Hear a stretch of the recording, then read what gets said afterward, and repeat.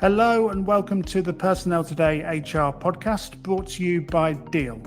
Hire, manage and pay anyone, anywhere. I'm Rob Moss, editor of Personnel Today, and I'm once again joined by our contributing editors Joe Farragher and Adam McCulloch, and our resident legal expert Darren Newman. Welcome everyone. Hi Rob, Hello. Thanks for having us. Each month we look at some of the most significant HR stories of the past few weeks and examine the implications for HR practitioners and employers. Coming up in this month's episode, what should you do, what we have to do when trade unions come knocking? We examine new trade union access rights and what HR needs to be doing to prepare for new measures coming into force later this year. Regardless of whether you have existing relationships with unions or none at all, employers need to be ready.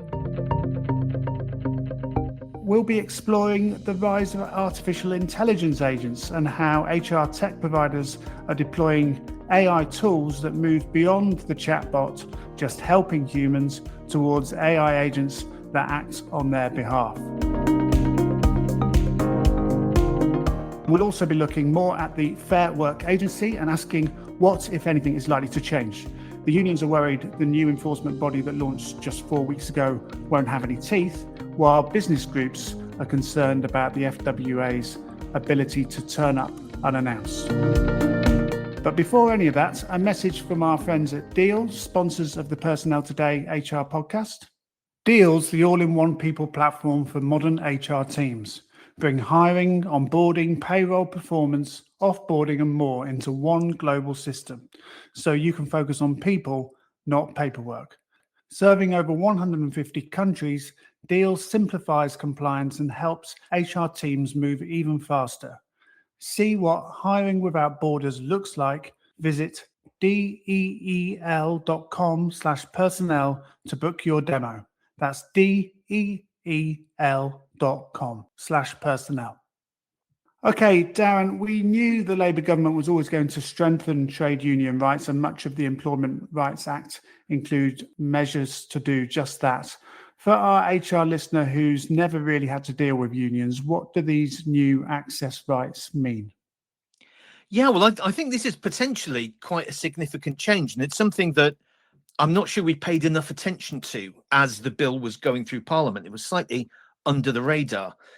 But essentially what this new right will entail is a union will be able to approach any employer with 21 or more employees and make a request for it to be given access to a specific workplace that it identifies.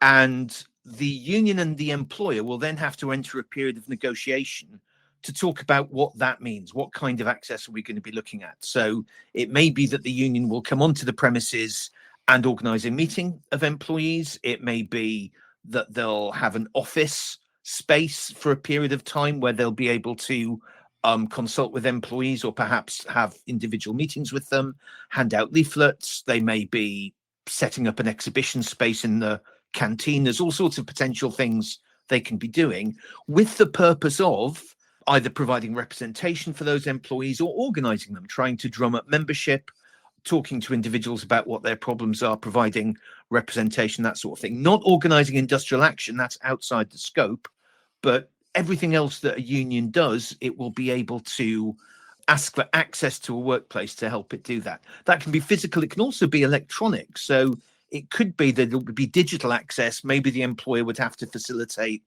a Zoom meeting or a Teams meeting with employees, or even pass on messages from the union to employees through email. There's provisions about protecting privacy and data protection, but the employer would have to facilitate that so trade unions are able to communicate not just with their members, which they can already, but with people they regard as their potential members. And I think that's the key thing.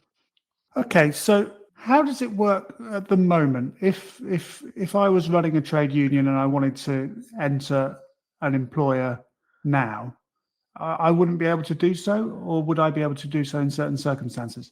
I mean, you can ask, but if you're not an employee, then you don't get access to a workplace unless the employer gives you permission for that. If you are an employee, you're permitted to take part in union activities in the workplace, but obviously the employer can control the extent you're doing that during working hours, and doesn't necessarily have to give you any facilities to do that in terms of access to a meeting space and that sort of thing. But at the moment, an employer that regards itself as not unionized, or the phrase I often come across, we don't have unions here. I think very often the employer will find that they do, they just don't have a relationship with them.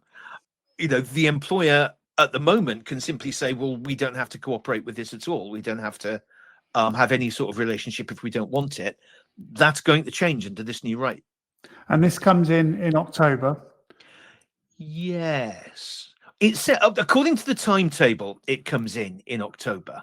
But this is the first real test of the government implementing measures in the Employment Rights Act, because so far, everything that's been implemented has been really straightforward, right? They've been repealing things.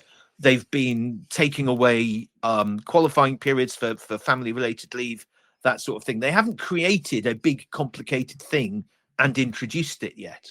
So before October, they're going to have to publish some quite detailed regulations that will cover how this will work and finalize a code of practice. At the moment, we've got a draft code of practice, which is out for consultation. That consultation closes on the 20th of May.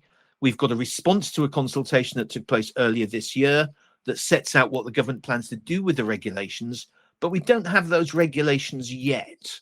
And, the government seems quite busy with one thing and another at the moment. So I wonder how easily they'll get this done in time, but it's certainly scheduled to come into force in October. Right. Okay. And before we get into the nitty-gritty of how a request for access works, can this stuff be done voluntarily without following the regulations as they will appear? Yeah, you can absolutely. I mean, you can now as an employer, and lots of employers do. They have an access agreement. Most union recognition will have as part of it an access agreement that talks about when and under what circumstances the union can have access to the workplace and what facilities the employer will provide for that. You can certainly enter a voluntary agreement with it. One thing that I think is perhaps surprising about this new right is that once it's come in, even if there's a voluntary agreement reached, the idea is that both sides will then notify the Central Arbitration Committee, which is the body that currently looks after union recognition and is not terribly busy, to be honest. They will be able to notify the Central Arbitration Committee that they've reached this agreement, and then it will become an agreement under the jurisdiction of the Central Arbitration Committee. So the Central Arbitration Committee can oversee its enforcement, which I think is quite a big step. Right. Okay. And we'll come to what that enforcement might mean shortly. But let's talk about the mechanics of an access request. So I go into work on Monday morning as HR director, and there's an email waiting for me saying that a union wants to have an access to our building. So there's going to be a standard form for the union to use that will set out exactly what it's looking for in terms of union access. So it will specify the workplace. It will specify what kind of access it's looking for. It will specify the regularity with which it wants to access. The idea is the default will be we get to come in once a week, for example. But it will talk about exactly what sort of arrangement it's looking for. The employer will then have to decide whether to accept that, reject that, or enter into a period of negotiation with the union to try and come up with an agreement. It's got very little time to do that. The government has made a concession. It was originally proposing that you would have to turn around your response within 5 working days, which would obviously have been just completely impossible. But They very generously extended that to 15 working days. So you'll have 15 working days to decide whether you're going to agree access or not. Which still isn't long, especially if it's ridiculously short period of time. Okay. It's bizarre. Okay, but when the government published its response, most business groups were up in arms about this idea of weekly access, weren't they? Well, I think this is where we need to be realistic about what's actually going to happen here, right? I think a lot of employers looked at this and thought, oh, good grief, we're going to have a swarm of union officials in every workplace we have, coming in every week and organizing mass meetings and protests and leaflet drops and things like that. I think we have to accept that unions are going to be strategic and selective about what sort of access they want. And if what they're saying is we'd like to come into your workplace on a weekly basis and organize meetings, that's going to be part of a wider campaign for union recognition. Presumably, you're going to be a targeted employer if that's happening, where a union has decided that getting recognition in this workplace is significant enough and important enough to put that level of resource into it. Your average employer that just happens not to have very many union members at the moment is not going to suddenly have full-time union officials marching into its workplace and organizing mass meetings and membership drives completely out of the blue. I think we've got to have, some realistic expectation about what unions are really going to want to do out of this. I personally don't see why allowing a union on site every week is in itself an objectionable thing. It's just a question really of what that access entails and what level of disruption that access is. It could be a very straightforward thing where someone just comes and stands in the canteen and sits with a desk and takes down details of anyone who wants to join, right? Why would that be a burdensome thing for an employer to put up with? Okay, so an employer's got 15 days to respond, 15 working days to respond. Yes. What if they just ignore it or say no? If they just ignore it or say no, then the union has got until, I think the government is now saying 55 working days from the time of their request. Though that's slightly unrealistic because the union can just make another request if it wants. So it's not like this is a big timeline for the unions. They can then make a referral to the Central Arbitration Committee, which will assign one of its members to look into it and make a determination. Sometimes a panel of 3 members, sometimes just 1 member. We'll see how much resource they've got. And they will then make a determination as to whether access should be granted and on what basis. That's where the code of practice comes in, because that gives the CAC some pretty clear principles, I think, about the sort of thing you might expect. I think what everyone has to accept as a result of this is, as far as the law is concerned, a union having access to a workplace is a good thing, right? You are not, as an employer, in very many circumstances, going to be able to argue, look, we shouldn't have a union coming in and talking to our workforce, right? That's going to get no sympathetic hearing at all. Exceptions for national security is the sort of thing the code of practice is thinking of. But it's that level of saying no. By and large, if a union wants to have access to your workplace, it's going to be allowed to have access to your workplace. What you have to do is engage constructively to come up with an agreement about exactly what that means. So, and the CAC will ultimately come in with a model access agreement if you're unable to reach an agreement. And the size of the workplace is irrelevant. It's the size of the employer. Yeah, that's a weird thing, isn't it? The right of access is the access to a workplace. The request is made to an employer. So the employer has to have at least 21 employees. In theory, your workplace could have 3 employees, but I'm not sure how much resource a union would want to put into getting access to that workplace. So I don't think we really need to worry about unions swamping very small workplaces, because I don't think it would make much sense for them to do that. And what if the union doesn't have any members? That's one of the reasons it might want access to the workplace. Right. Okay. Right. So it's perfectly entitled to say there are people working in this workplace who are within our sort of scope for membership, and we'd like access to them so that we can put our case and ask them to join the union. Right. That is a perfectly legitimate. In fact, it's the envisaged purpose of the access request. Remember, under this government, joining a union is a good thing. Union recognition is a good thing. Union access is a good thing. So, we're just not in a position to say, but look, we're just not a unionized company, right? That's not going to be an argument. What about our HR listeners who already have lots of engagement with unions, might have quite good relations? Let's talk first about another union wanting to come in and have access. How does that work? Yeah, I mean, it could be a bit more tricky. In a union recognition claim, under the statute union recognition claim, that's absolutely disqualifying, right? So one union recognition claim cannot overlap with existing union recognition to any extent, and it's knocked out of court if it does. That's not the case with this. But the Central Arbitration Committee can take into account the fact that this might be a disruptive access if we've basically got a rival union coming in and trying to undermine an existing union relationship. I think the CAC might, in those circumstances, would be entitled in those circumstances to say, look, that wouldn't be appropriate. The battleground between these two unions shouldn't be the workplace. Right. But there are going to be circumstances where a union might not be the recognized union, but it's still got some membership, or it's still got some legitimate reason to be there. And it might be perfectly appropriate to grant access to that union for particular purposes, even though collective bargaining is going on with a different union entirely. Well, how will this affect the trade union relationship that already exists? So, you've recognized a union for years, decades. How will this change things? Well, it probably shouldn't if you've got a good relationship with a trade union. Most recognition agreements will have provisions on access. It's possible that a union might want to upscale its access to a particular workplace. But if you're already recognizing, you're really not going to be a target for a union that wants access to the workplace. I think they're largely going to be going for organizations that don't recognize a trade union. So those are the organizations that I think have to be careful.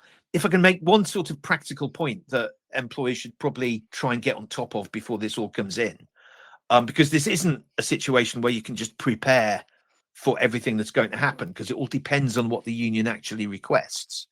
But what you can make sure is that if you're in a large organization, particularly if you've got an international parent, make sure that the most senior people in the organization are aware that this is happening.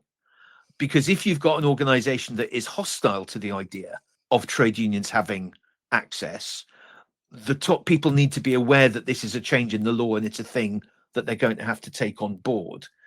And because the access is going to be to a workplace, but the request is going to be made to the employer, try and have a sort of infrastructure in place where you know who it is who's going to be handling the access requests, and they've got the appropriate contacts of the various workplaces, so that when you've got that very short timetable to turn around the access request, you know who it is who's got to deal with these requests, and they know who they've got to talk to about whether the request can be accommodated or not.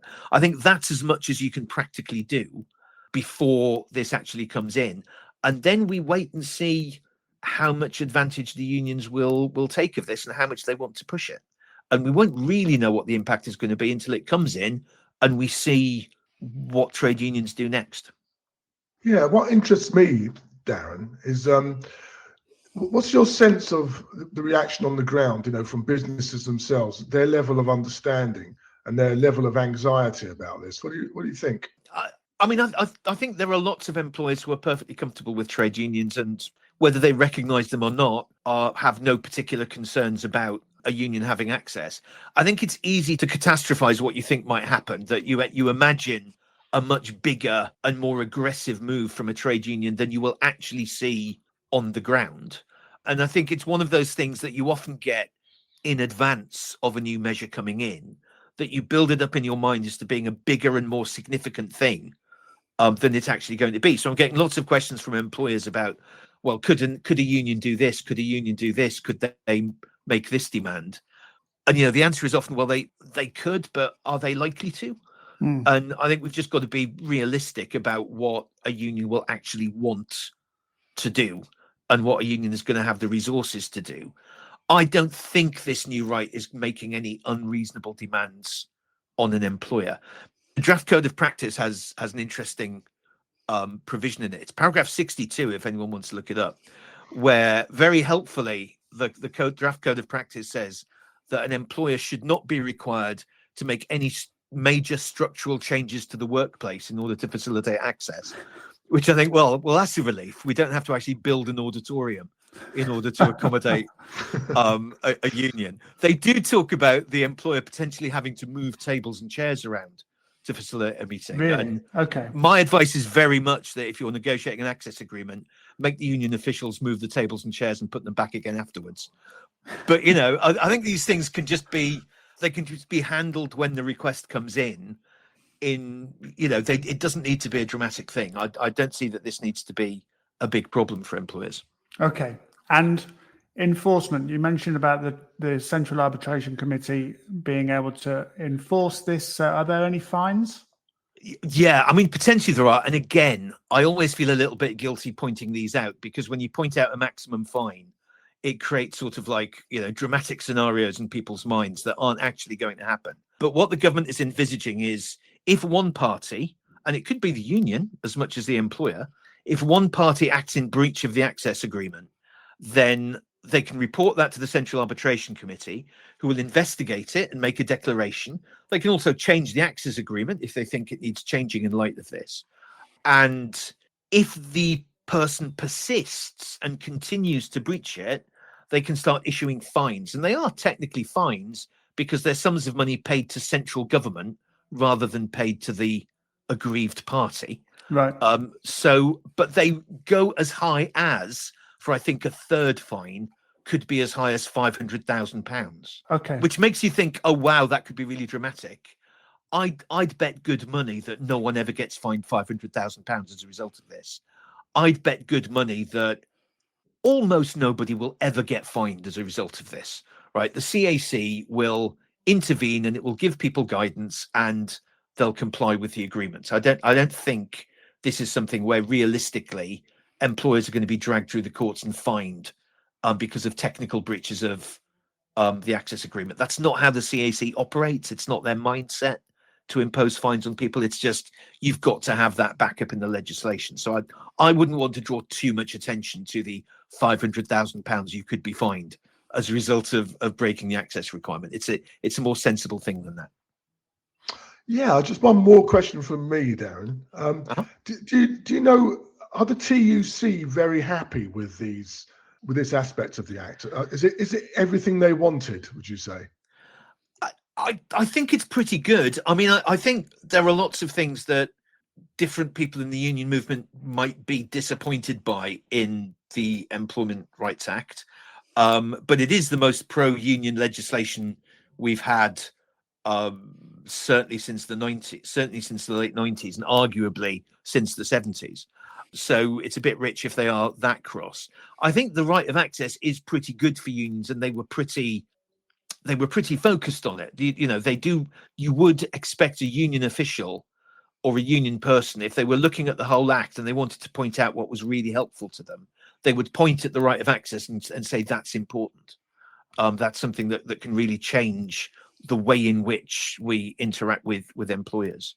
So in the particular businesses where it's going to really benefit them, I think the fact that they'll get access will be really important to them. Whether it will have the dramatic change that they perhaps hope it will, because obviously what they hope is that this will lead to a major increase in union membership. But people have a right to join or not to join a trade union, and no one's going to be forced to join a trade union, even if there's a really well presented exhibitor stand in the canteen, and even if there's a really interesting meeting to attend. They can choose or to join or not to join, and we'll have to wait and see what happens. Perfect. Thank you, Darren. And Cheers. there are a few more things coming in October in relation to unions, aren't there?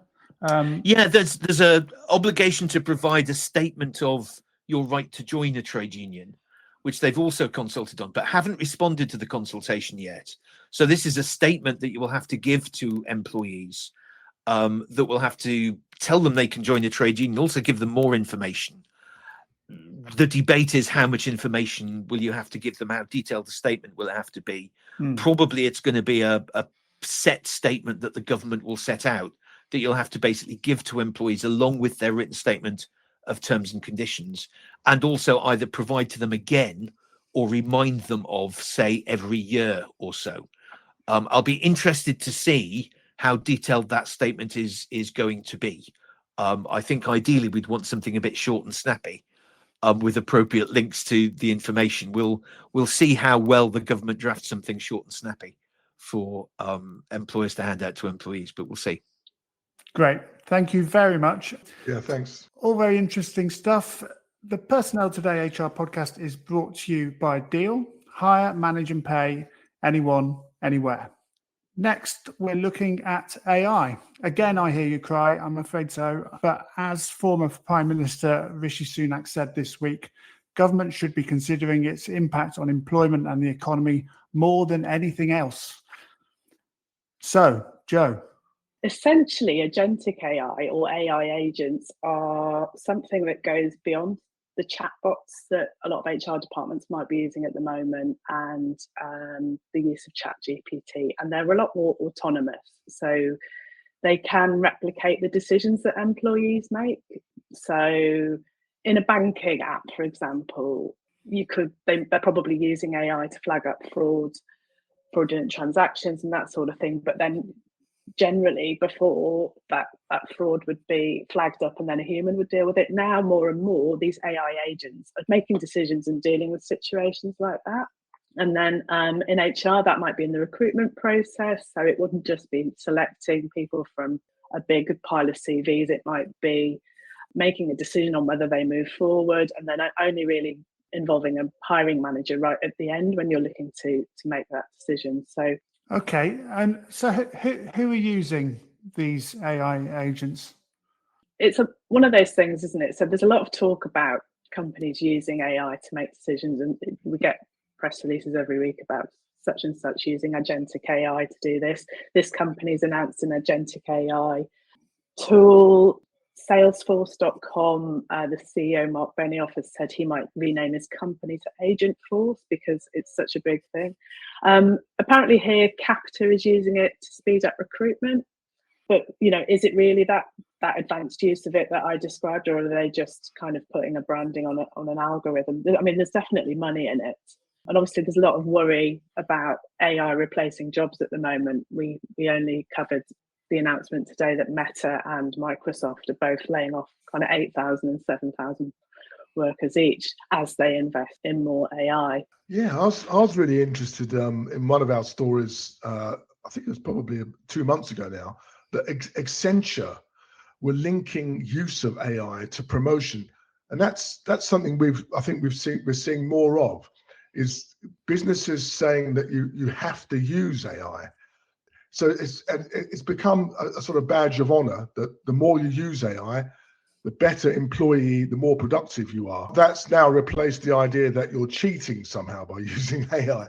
But to actually link it to promotion. Yeah, there seems to be a kind of split here with this. There's some companies saying, well, we're going to incentivize you to use it innovatively.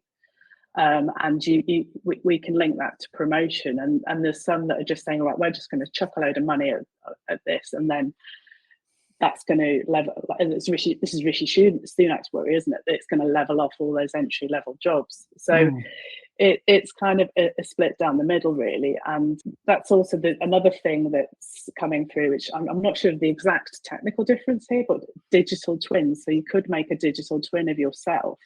Right. That is an AI agent that would be trained on your work and behaviours.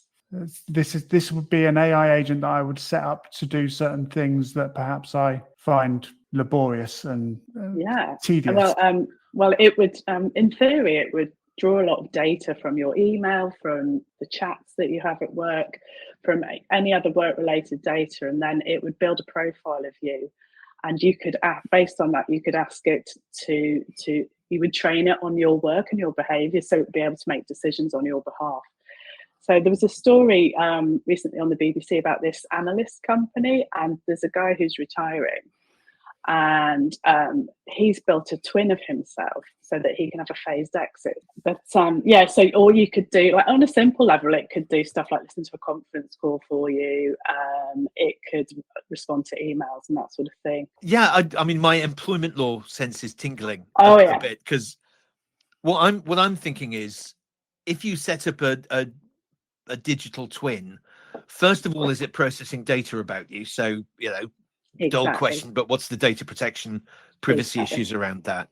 What happens if you leave? To what extent do you think an employee who's got a digital twin has some ownership of that digital twin, so that if they leave, the digital twin goes with them?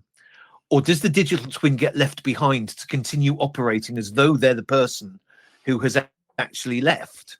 And I've got no answers to that, and I hope that this doesn't happen until long after I've retired from employment law. Yeah, but it seems like the sort of thing that is a problem for the future.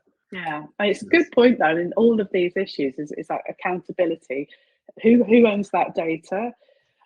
Who, if something goes wrong, is it the twins' fault, or is it the employer's fault, or is it the person's fault? If you're training something on data and then it creates a new output, which generative AI can do, as we know, it's like, who owns that? Who's given consent? It's a minefield, really, isn't it? It's only a matter of time before AI twins are giving evidence in employment tribunals. It would be absolutely fascinating to watch how an AI employment judge deals with evidence from an AI witness in a tribunal. So, Yeah. Joe, are HR teams ready for this? What does an HR professional listening to this podcast need to be thinking about? Probably at the moment, not too much. I mean, there's a lot of noise, isn't there, about AI at the moment, and about. I doubt that many HR professionals have got someone in working from home today, setting up a digital twin so they can go to the pub this afternoon, for example. But in response to AI more generally, I think they're doing a lot of firefighting. They're setting up learning modules and that sort of things after the fact. It seems like they're playing catch up a lot of the time, aren't they? What people are suggesting is that the best thing to do right now is to think about the governance you're going to provide around things like this. So if it is only going to accelerate, it is only going to get more complex. What are you going to be your broad principles of governance on this, rather than just accepting that people are going to do it? And we ran an interesting piece. Is it algorithmic inclusion debt, that one? Yeah. Essentially it explained how if there is already bias baked into the data, or potential bad decisions being made through existing data, you're only catching up with that all the time. So you're in this inclusion debt all the time, because it's making ever worse decisions and ever less equitable decisions based on that data. Do you remember a few years ago we were told that I think Meta were behind it? We'd all be wearing headsets and working in a virtual work environment of virtual workplaces. Yeah. And that whole project has now been dropped completely. Metaverse. But isn't it incredible how fast technology has moved on from that, which just seems like complete nonsense now, to AI, to digital twins? I mean, that's an extraordinary movement. It's mind-blowing, isn't it? The concept itself isn't that different. It is essentially an algorithmic representation of someone, but it's the worry is that making decisions and creating more inequities, or doing something illegal as well, you know. Yeah, I just wanted to come back on you mentioned the Microsoft job losses and the Meta job losses, but we saw a comment this morning that these companies are not being completely honest. We saw I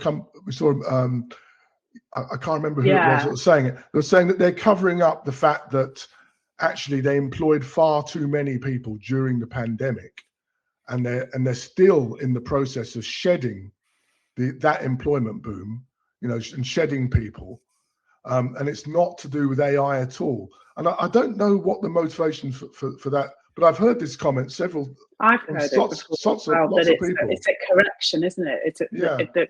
Shortly after the pandemic, employers struggled to get employees back, so they over-recruited, sort of 2024, 25, and then they realised they didn't need all those people, and now there's this hyper-correction going on, and they're blaming AI.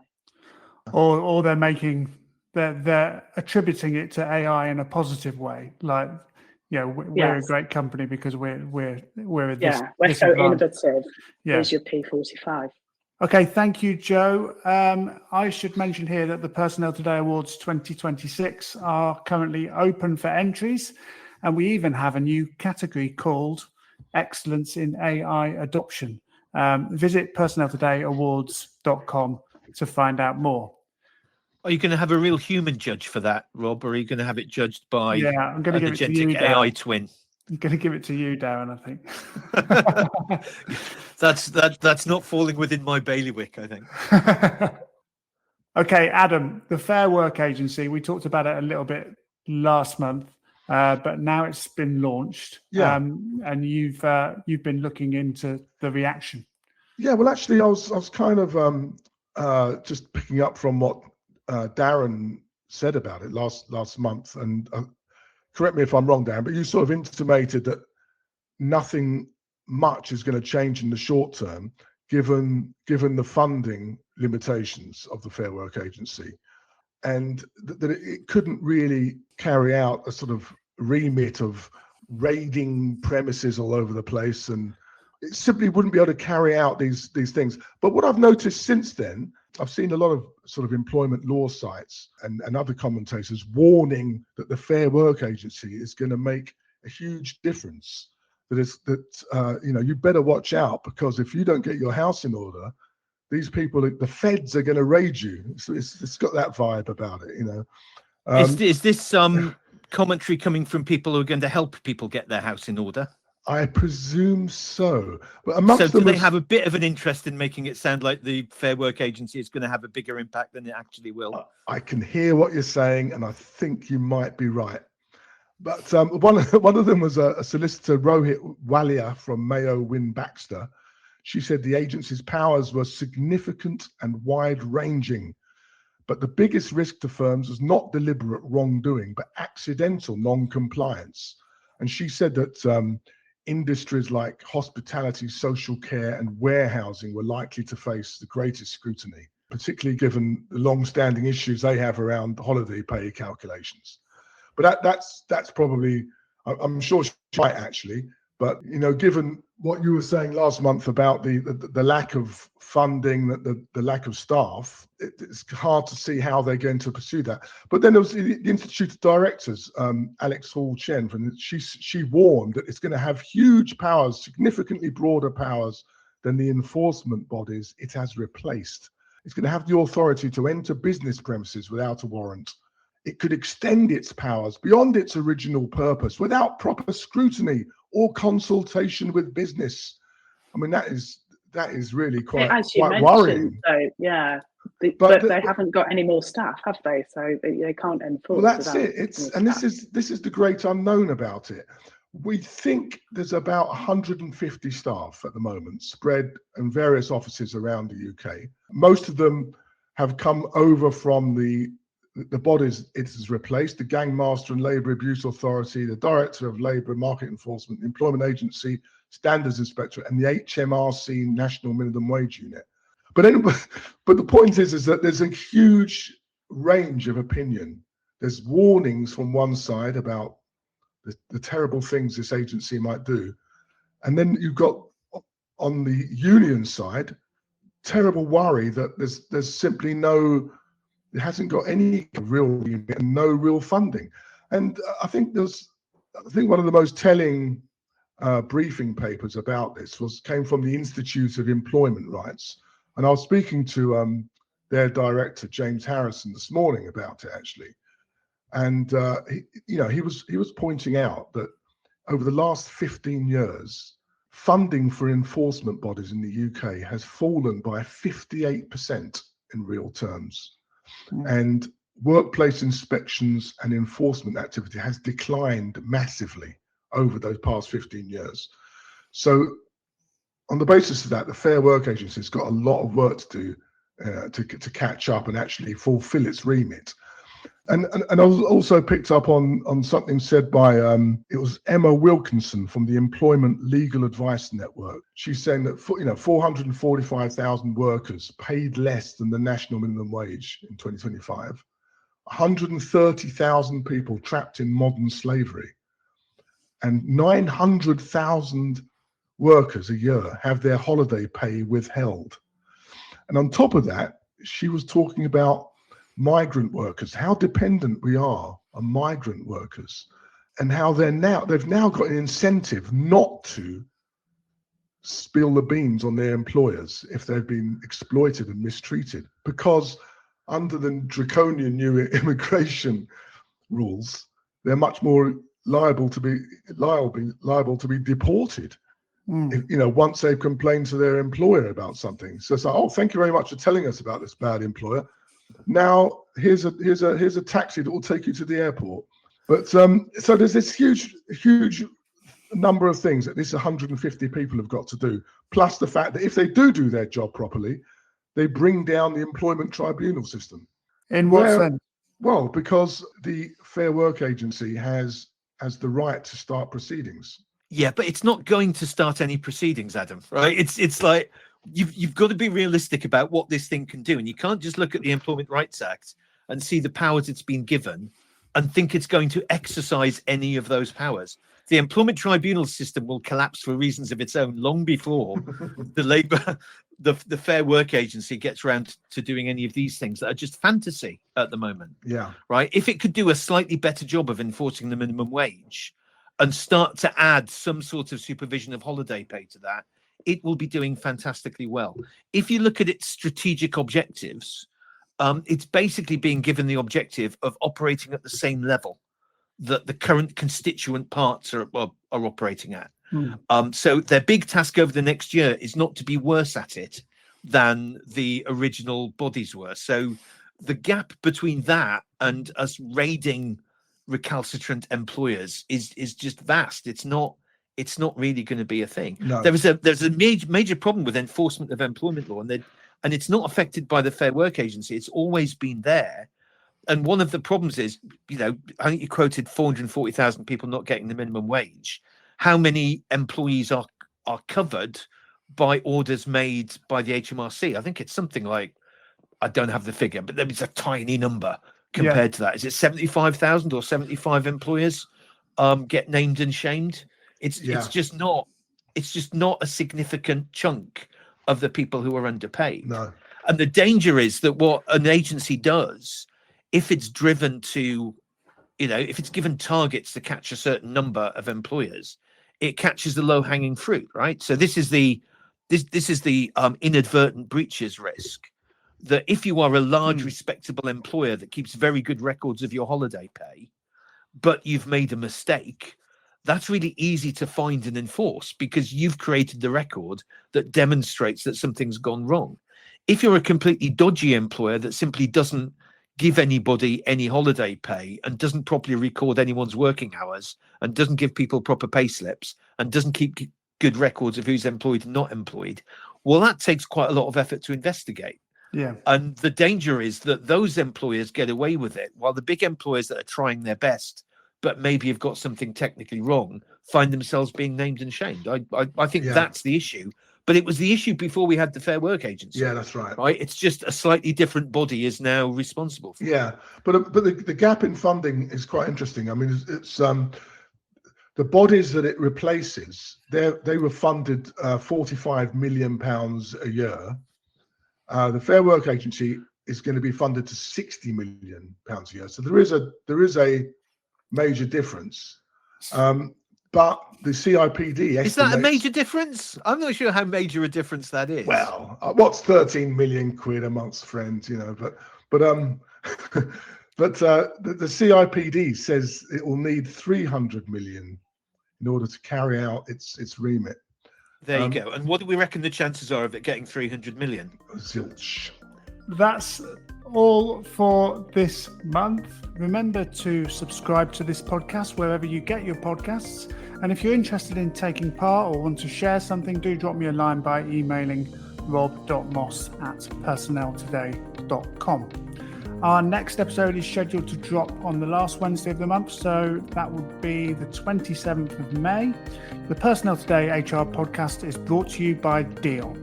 Hire, manage and pay anyone, anywhere.